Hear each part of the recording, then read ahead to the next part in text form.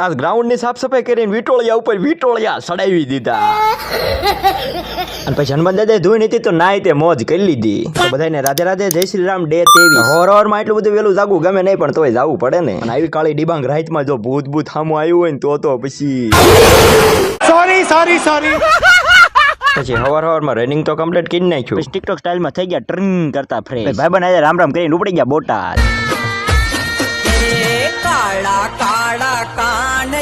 દ્વારકાધીશના દર્શન કરીને થોડી દેરી પ્રાર્થના કરી લીધી. આપણો ભાઈબંધ જામફળ લાવ્યો ને ઉપાડ્યો મફતના. અરે પણ મીઠા એની વાત હોય. પછી હાનના તાણે હિતેશ ભાઈ ગાડી રમતી મૂકી પછી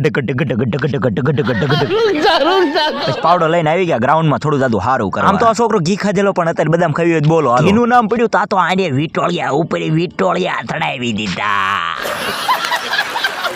ફેન ફોલોઈંગ કાંડો આવે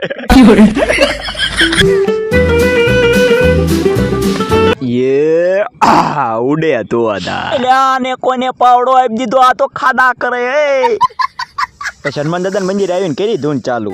દુનિયામાં સાળંગપુર ધામ મોટો રે એ તાળે પાડી નરસિંહ મહેતા ના ઘરે રે એની હુંડી ચીકારી કોળા કાગળે રે તાળે પાડીને રામ નામ બોલજો રે બોલીએ શ્રી કૃષ્ણ ભંજન દેવા કી જય.